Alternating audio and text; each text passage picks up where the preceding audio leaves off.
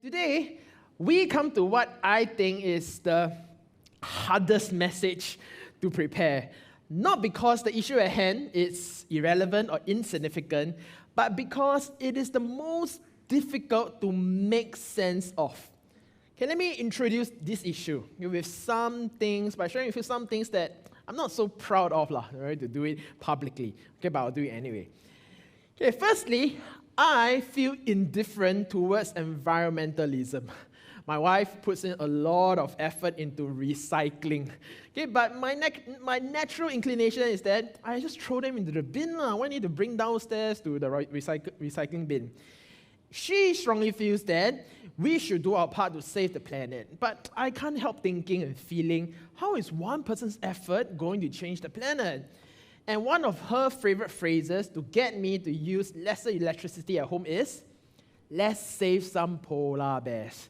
Right? Every time I will reply her almost immediately, it's okay, they will still die eventually. But my apathy gets darker, which I did not realize until I was preparing this message. Earlier this year, Russia launched a full-scale invasion of Ukraine. And yesterday I checked, till date, there are more than 3,000 civilian casualties, of which 200 of them are children. Do you know what was the first thought that came to my mind when I saw the news about Russia beginning its invasion? You know what was the first thought that came to my mind? The stock market is going to crash. Time to buy the dip. So not only do I not feel a lot for the dying polar bears, I also don't feel a lot about perishing lives. Now, don't get me wrong. Environmentalism is important, and human lives are precious. Nobody deserves to have his life destroyed by war. My point is this: there is a disconnect between what my mind thinks and how my heart feels. There's a disconnect between what my mind thinks and how my heart feels. Okay, I may intellectually agree that something is crucial, yet I am not emotionally stirred up by it. I can read about the Rohingya crisis, the news of the China Eastern Airline plane crash that killed all 132 people on board, even the local news about the fire in Bedok that killed a child. I can read about all this news. I can feel sad for as long as I'm reading the news, but immediately once I turn my pages, my browser, immediately after I close the browser, I go back to my Netflix, to my YouTube, to my comfortable and safe life, as if nothing happened. And the question that I kept asking myself as I was preparing this message is, what is wrong with me? Can I not feel hurt and care about something other than my own comfortable life? Okay, but that's not it. My apathy extends to my Christian life as well. I have sat in church services countless times, daydreaming, and just wondering, when is this preaching going to end? Okay, maybe some of you are thinking that right now. All right, let's get to lunch quickly. I have attended cell group meetings when people are sharing their hearts out, I am scrolling through my social media or purchasing things online. But as soon as the cell group meeting ends and the cell group leader suggests, okay guys, let's go for supper, I will jump off from my seat, okay, let's go eat 美滋锅. Okay, maybe some of you are taken aback by what I share. Oh, this person, yeah, I'm not a good role model, but I don't believe I am alone in this. You see, I believe that many of us experience this disconnect between our head, our heart, and our hands. Okay, we know what is good, we know what is right, we know what is life-giving, but we just cannot seem to lift a finger to do anything.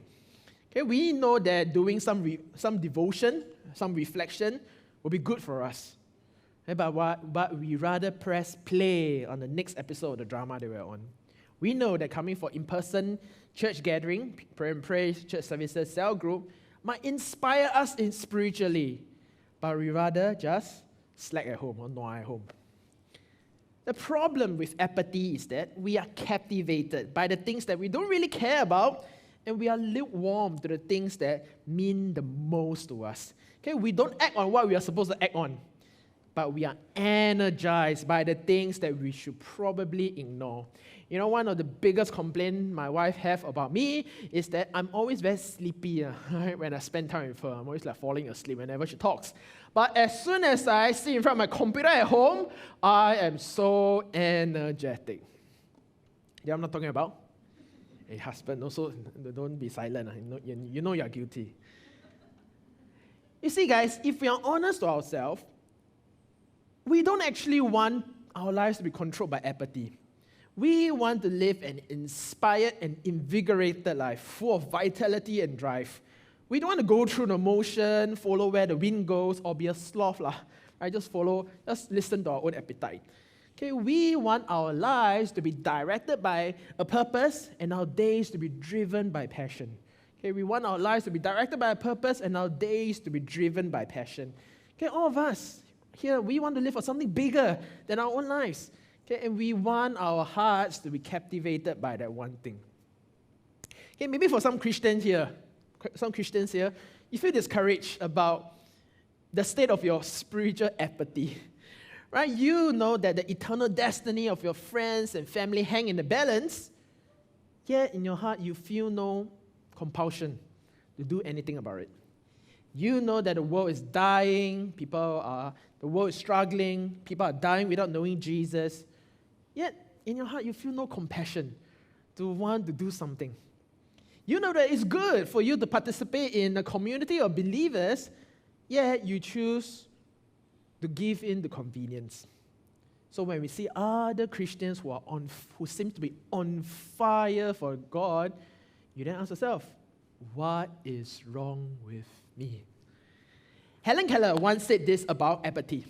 Okay, and she says, science may have found a cure for most evils, but it has found no remedy for the worst of them all, the apathy of human beings.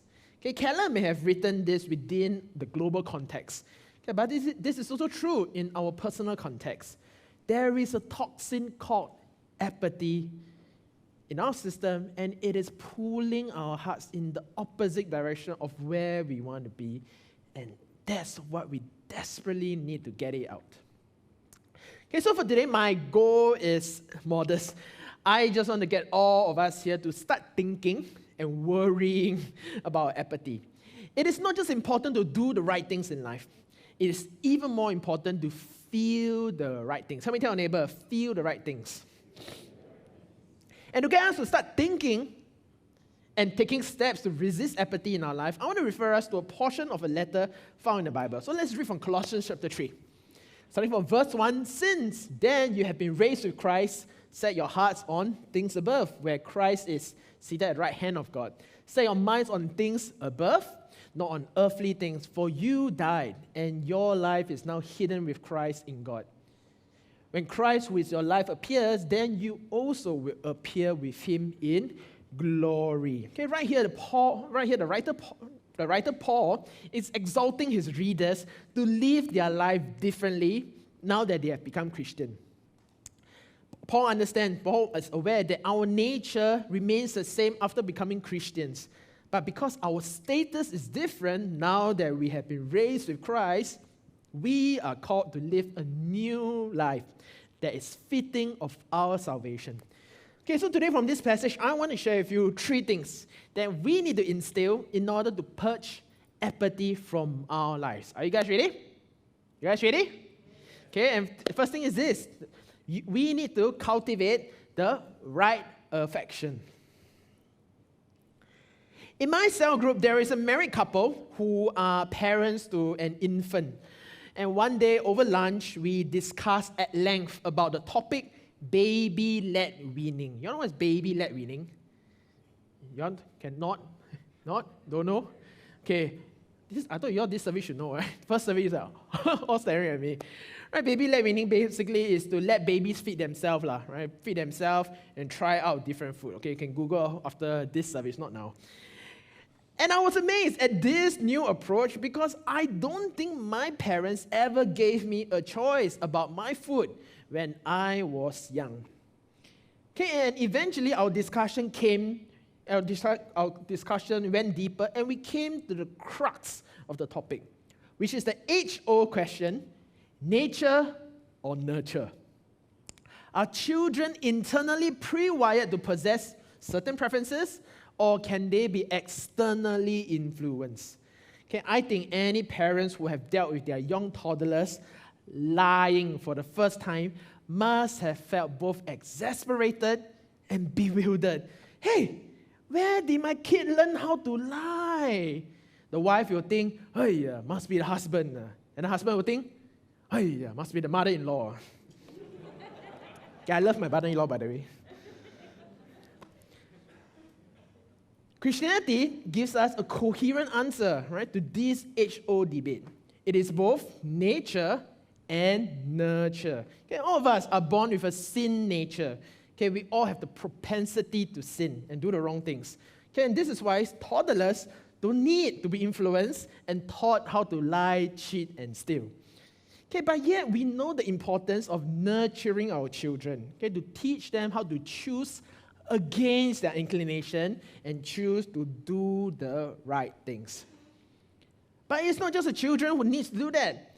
Adults too, all of us need to be consistently influenced and taught to choose against their own inclinations.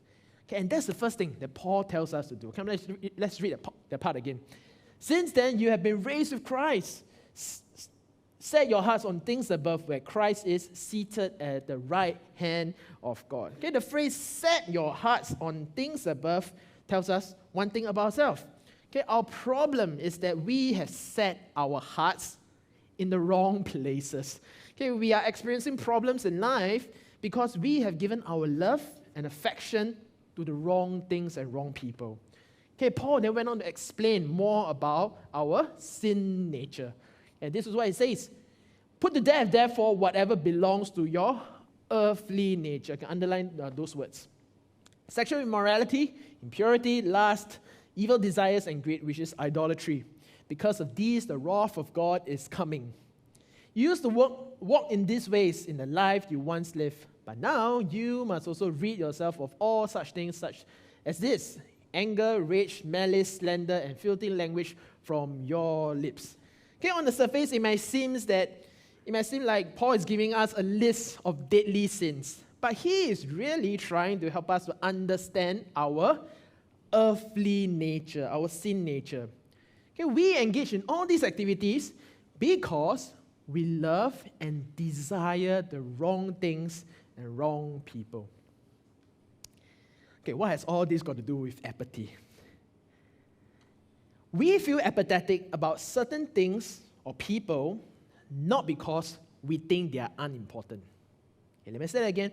We feel apathetic about certain things or people not because we think they are unimportant, but because we feel very little affection for them. Okay, we are apathetic because our hearts are alive to things that don't matter, and our hearts are numb to things that are important. Okay, and C.S. Lewis famously put it this way: we are far too easily pleased by lesser things. Okay, our love and affection are disordered. They are all in the wrong places. And what we need is a reawakening of love for the right things. Okay, you know, we like to tell each other, right? Don't listen to your feelings, right? Listen to your head, not your heart. Okay, but you know something? Knowledge informs us what to do. Emotions inspire us to do it. Knowledge informs us what to do. Emotions inspire us to do it. Okay, which is why we need to cultivate the right affection. So how do we practically do that? How do we practically set our hearts on things above?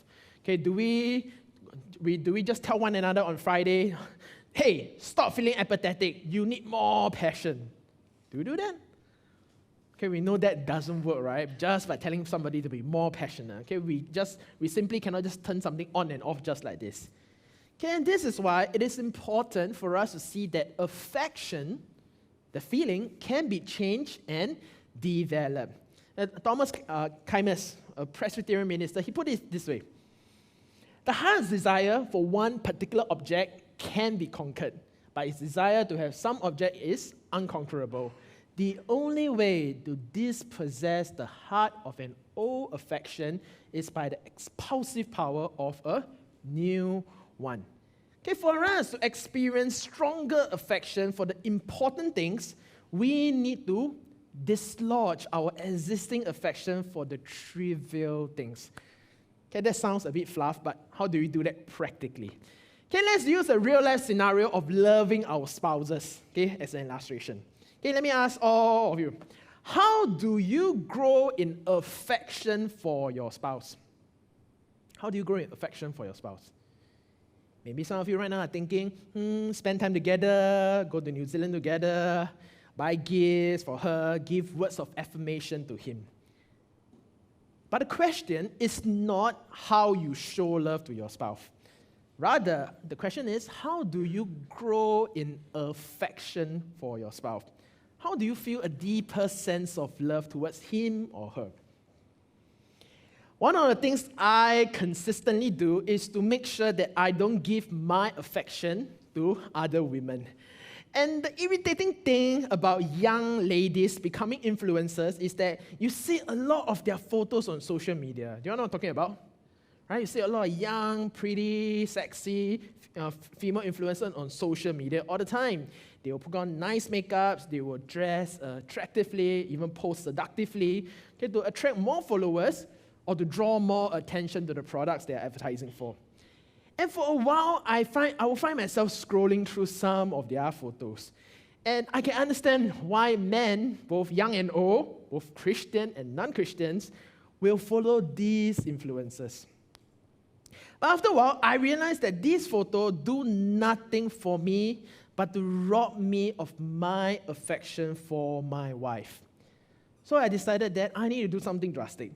Okay, which is why now I will constantly clear posts on my social media that features any female influencer.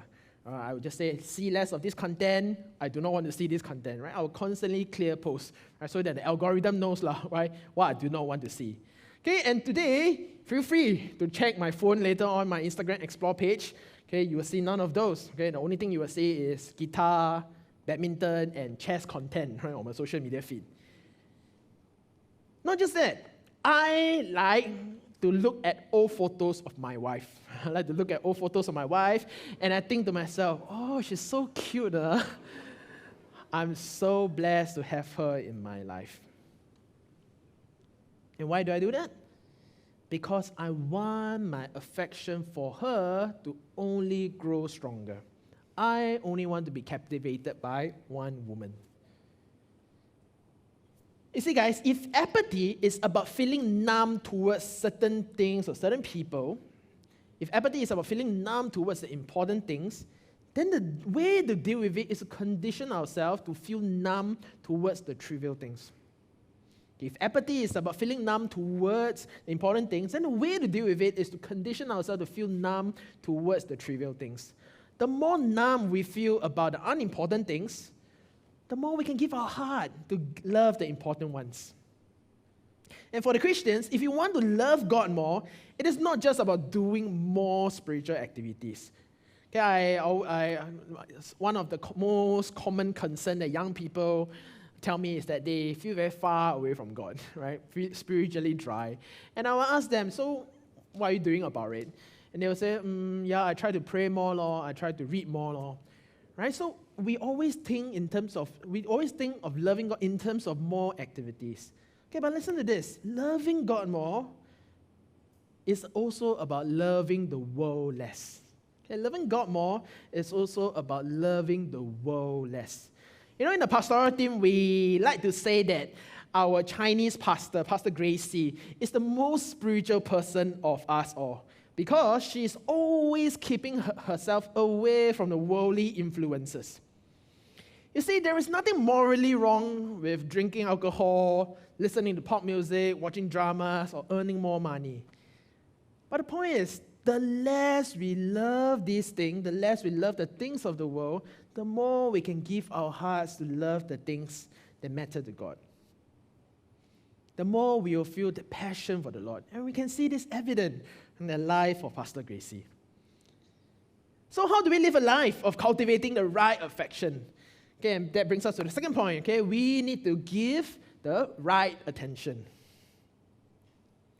Okay, after telling us to set our hearts on things above, okay, Paul went on to tell us the next thing, okay, which is to set your minds, okay, heart, mind, set your minds on things above, not on earthly things. Okay, in other words, be mindful of what you fill your mind.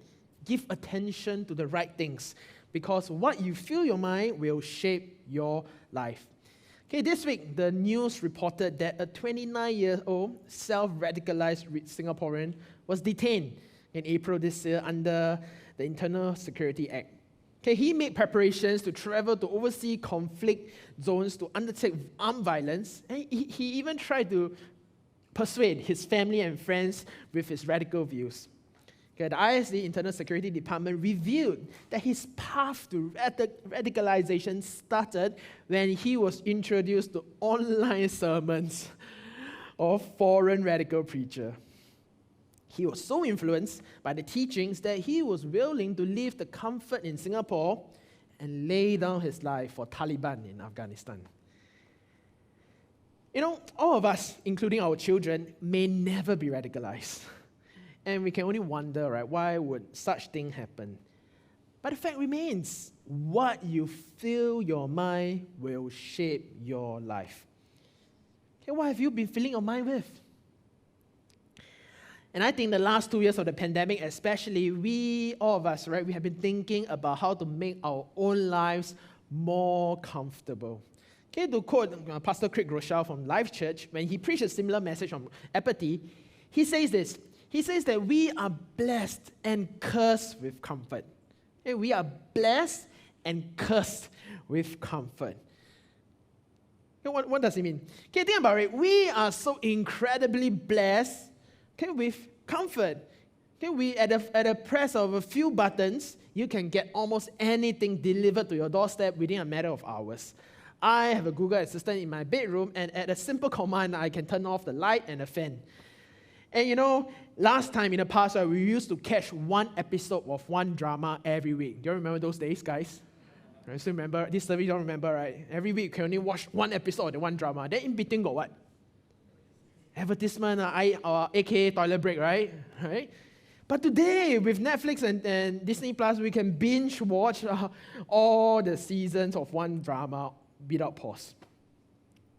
Okay, and as much as we are blessed with comfort, we are cursed. What do I mean by that? How do you respond when you watch a show on Netflix and it's stuck at buffering? How will you respond? Right, you curse and swear, oh, stupid ISP, you want to change already. How do you respond? How will you respond if the delivery person is late? You get offended, right? You get, oh yeah, 1 star straight away. You see, the more comfortable our lives become, the more life tends to be about us. The more we expose ourselves to comfort, the more we think that our life is about us. It is like walking into a room full of mirrors, right? You can imagine that. It's like walking into a room full of mirrors, and everywhere you turn, you only see yourself. And here's the curse. When life becomes all about us, we will find ourselves naturally becoming apathetic to the more important things that are happening outside of our room. When we keep on exposing ourselves to comfort, we will find ourselves naturally becoming apathetic to the more important things outside of our rooms of mirror. And that is the curse of comfort. So to combat apathy, quite simply, okay, we need to stop giving so much attention to ourselves, and we need to start paying attention to the right things. Okay, but guys, don't be mistaken. Giving the right attention sounds simple, but it is by no means easy, because giving the right attention requires you to struggle. Giving the right attention requires you to struggle. Okay, Paul went on to tell us this. Verse 12, therefore, as God-chosen people, holy and dearly loved, clothe yourself with compassion, kindness, humility, gentleness, and patience. Okay, just take a mental note of all these underlined words. Bear with each other and forgive one another if anyone of you has a grievance against someone. Forgive as the Lord forgave you. And over all these virtues, put on love, which binds them all together in perfect unity. Okay, what is common among all the underlying attributes? How do you put all these qualities into practice? You do so by giving attention to the people around you, and you have to struggle for it. Okay, you put all these qualities into practice by giving attention to the people around you, and you have to struggle for it. Okay, what do I mean by struggle? Once again, let's have a real-life example, right, to illustrate this. What will you do? Okay, what will you do if you are sitting in a cell group meeting? Okay, for those of our friends here who are visiting us, imagine it's a business meeting. So what will you do if you are sitting in a cell group meeting on a Friday night and somebody goes off topic and he talks on and on and on and on and on about his own life, but it's nothing related to the question? What will you do? Will you stop me and say, hey bro, you're off track? Most of us will not, right? So, paiseh. What will you do if the person just go on and on and on about things that's totally unrelated to the discussion? I think more than we dare to admit, and many of us will start to fiddle with our phones, right? We try to pretend that we are dealing with some do or die crisis. Oh, sorry, I need to attend this. But actually, you are on Shopee flash deal. If I don't get this at this price, no, I will die. And we refuse to endure the struggle of sitting through that conversation. Right? We don't want to feel uncomfortable. Right? And we completely avoid that. Okay, that's a very simple illustration, an every week affair. I hope not, but it's a regular affair. But you see, guys, by escaping to your virtual world, your phone, and avoiding that struggle, you miss the opportunity to display and develop patience and love. Okay, by avoiding the struggle, you miss the opportunity to develop patience and love. You develop all these qualities by disciplining yourself and putting them into practice, not by simply hope that they will magically appear. Okay, not just that. The more you disengage, the more disengaged you will feel. The more you disengage, the more disengaged you will feel. The more you disengage from your cell group, from the activities or the discussion, the more disengaged you will feel. You'll feel further from a cell group. The more you disengage from the life of a child, the more distant you will feel, the more relational distance you will feel between you and your child. The more you avoid struggles, the uncomfortable season, the more apathetic you will become toward cell group, towards your children, even towards God himself. The Christian monk, Evagrius Porticus, he once said that the key to breaking apathy is perseverance. Okay, that's so counterintuitive, right? Because we always think of apathy as opposite of passion. Okay, but listen to what he says to fellow monks. You must not abandon the cell. Okay, cell means the small room that the monks are staying in the time of temptation, fashioning excuses seemingly reasonable. Isn't that what we do all the time? Rather, you must remain seated inside, exercise perseverance, and valiantly welcome all attackers, especially the demon of acedia. Okay, acedia is just an old word for apathy, who is the most oppressive of all, but leaves the soul proven to the highest degree. Fleeing and circumventing such struggles teaches the mind to be unskilled, cowardly, and evasive. Okay, we might not be monks, right? All of us might not be monks living in small cells, but God places us in situations we are often tempted to flee. And Evagrius' counsel is to not run away from things we find difficult to connect with, or to distract ourselves with trivial matters. Rather, we should embrace hardship. Okay, maybe some of you right now are finding it hard to sit through this message. Okay, embrace the hardship. Accept the difficult situation. Face head on the task you're called to do. And persevere. So that we condition our minds not to give up. Okay, let me just add one more point to this. Okay, not only is choosing to struggle and giving attention to the right things the way to breaking apathy, another way is to consistently expose yourself to people who are struggling. Okay, another way of breaking apathy is to consistently expose yourself to people who are struggling and hurting. Okay, in other words, find out, be in the know of the hurt and suffering of people. You see, anybody who has been to a third world country, anybody who has witnessed abject poverty will not be unmoved. Right? When you look at all these people who are less fortunate than you will think to yourself, you can't help but think to yourself, how can they have so little while I don't even need to worry about not having enough? And in your heart, you will be thankful for whatever you have, and you will want to live your life differently. So some things you can do. You can visit a third world country. Okay, right now the borders are opening, so we can do that. You can sign up for our next mission trip. You can volunteer with local charitable organization. You can donate to them regularly. Or you can just stay in touch with the news and updates about the world. Okay, like for example, how Ebola is currently having an outbreak in Congo, how the war in Syria is raging on, and even closer to home, how COVID-19 has pushed nearly 5 million people into extreme poverty. In essence, the way to breaking apathy is to keep on exposing yourself to people who are struggling. Keep on walking out of your rooms of mirrors. And when you consistently do that, apathy will slowly loosen its grip on your life. Apathy will slowly let go, and your heart will be increasingly filled with love, compassion, and humility. Okay, so far we have talked about, in order to get rid of apathy, we need to cultivate the right affection, we need to give the right attention. Okay, but we have not answered the biggest question. To what end? To what end? Why would you want to live your life differently? What is wrong with living self-centered life? What is wrong with being apathetic to your apathy?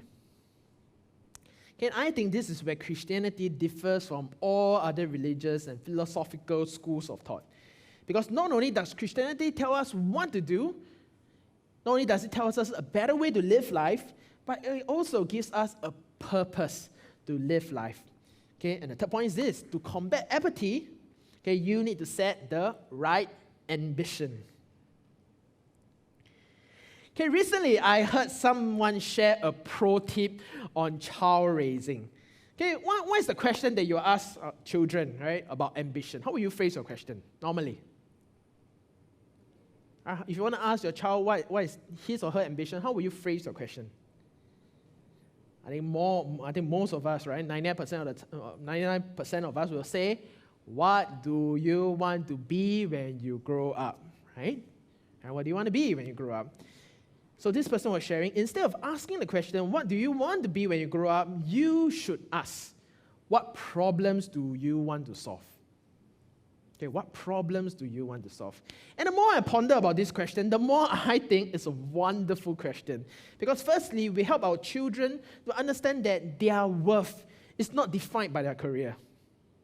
And secondly, this question enables us to have more open-ended and exciting discussion with our children about what their values are.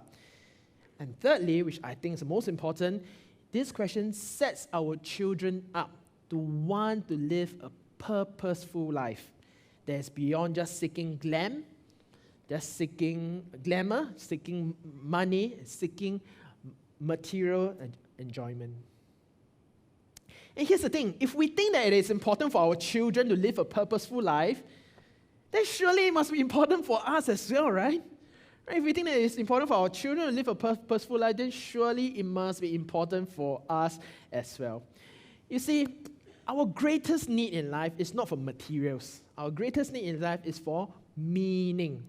Okay, we want to be sure that the things that we do in this lifetime count for something. Okay, that we have not lived our life in vain. Okay, at the end, it is not the years in your life that count, but the life in your years. And Christianity tells us that the best thing that you can do in this lifetime is to embrace God's purposes because nothing you do will be in vain. Okay, and Paul tells us this in verse 3. For you died, and your life is now hidden with Christ in God. When Christ, who is your life, appears, then you also will appear with him in glory. Okay, what these verses tells us is that when Jesus rose from the dead, those who have put their faith in him rose together with him. Where he goes, we go. And the extraordinary thing is that because Jesus ascended to heaven and sat down at the right hand of God, which symbolizes a place of great honor, we, right, as followers of Jesus Christ, will eventually share in his glory. Okay, right now your life is hidden, meaning it's not being revealed yet. Okay, the big reveal has yet to come. But when Christ comes back, when he appears to receive you, you will receive the greatest glory that far exceeds any form of recognition in this world. Okay, maybe right now you're thinking, okay, if this is the eventual outcome of every Christian, then why need to work so hard? Right? Why the service team have to work so hard? Right? If this is the eventual outcome of every Christian, well, then why do I need to work so hard, labor so hard in my Christian life? There is a Hokkien saying in the army, the Hokkien saying, "Wu zhou bo zhou, dan zap ho." Right? "Wu zhou bo zhou, dan zap ho." Okay, for non-Hokkien speakers, right? Direct translation: do or don't do, just wait for the 10th of the month. Okay, because 10th is the payday lah. Right? The idea is that whether you work hard or skive in army, doesn't matter because you get paid anyway. Why work so hard? Okay, with the remaining time that I have left, I want to answer the question, why work so hard as Christians? Okay, and I want to do so by telling you a fascinating story that I heard recently from a young adult who came to preach at the youth service. Okay, and he shared this true historical story.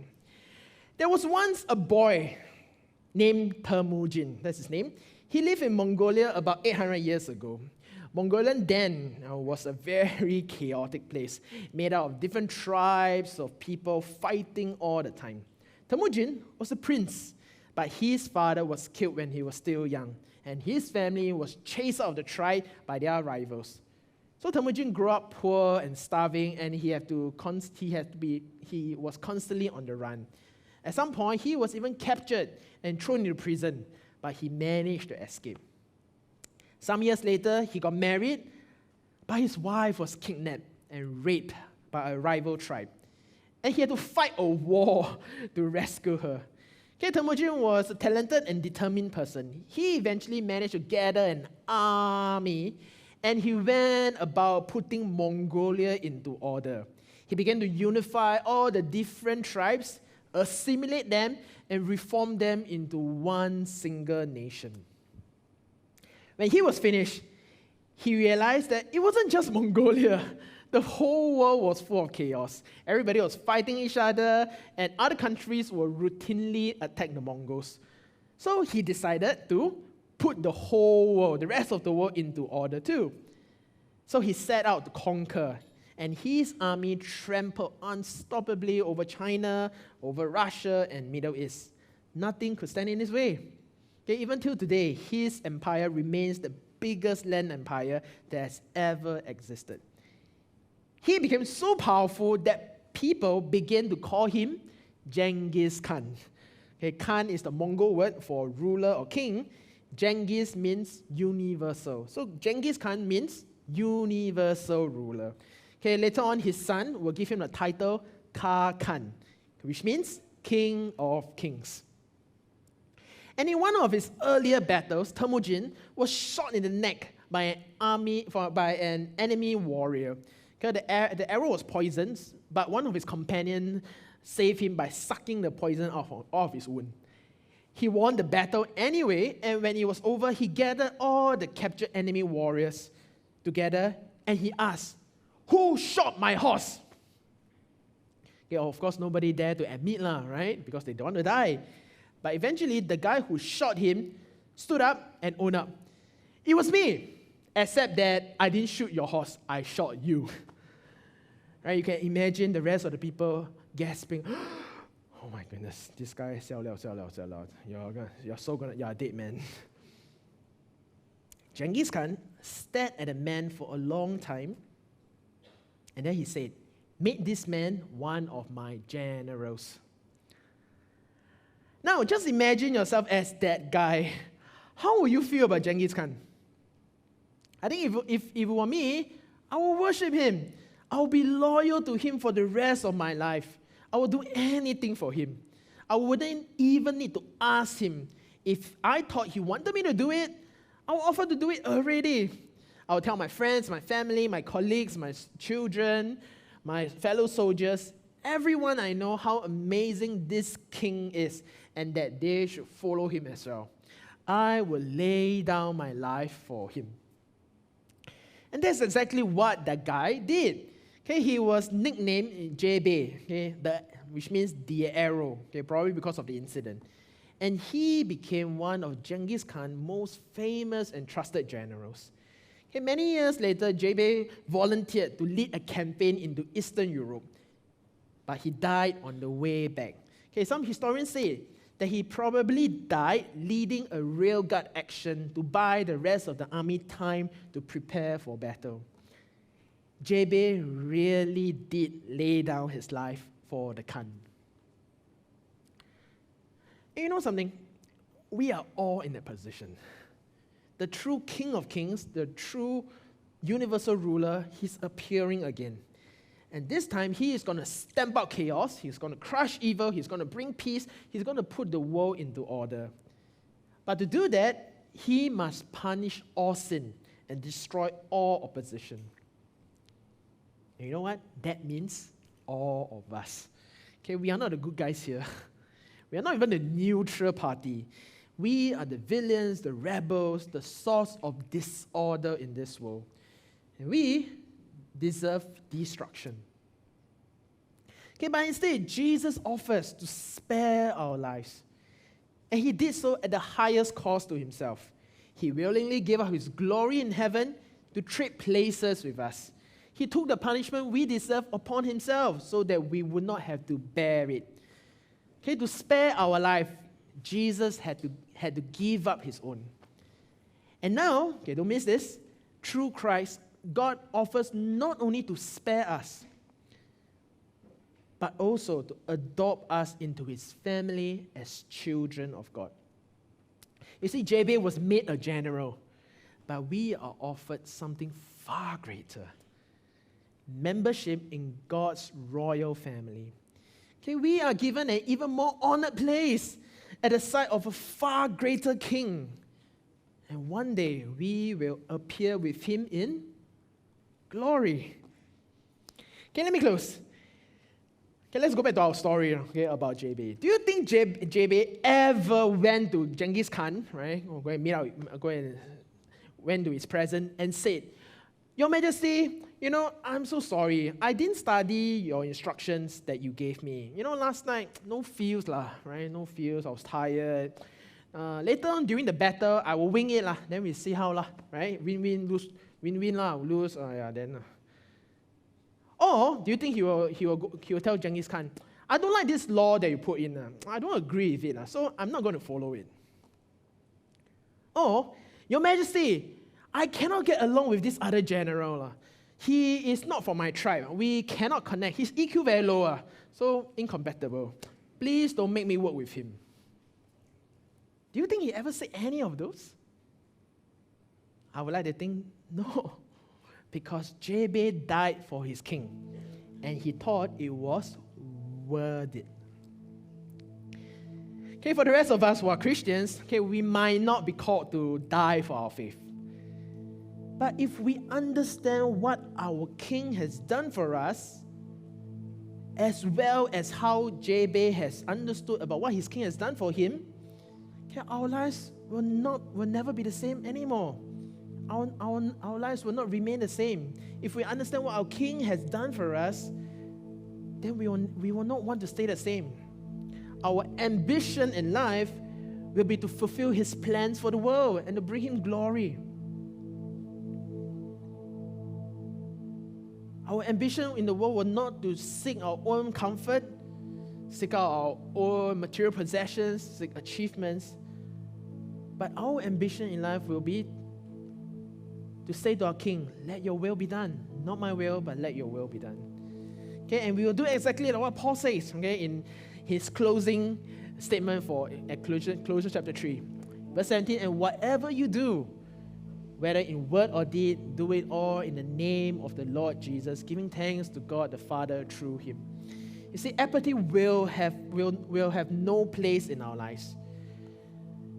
When we live our life with such a purpose, with such a goal, with such an ambition to want to glorify our King, to serve his will, apathy will have no place in our lives because we will want to live every moment for his glory. And we know that what we do will not be in vain. Okay, JB probably thought that his name will go down in history. But we have something far greater. We know that one day he will receive us. Our King will appear. He will receive us. He will crown us with glory. And he will look us in the eye and say, well done, my good and faithful servant. Come and enter into your master's happiness.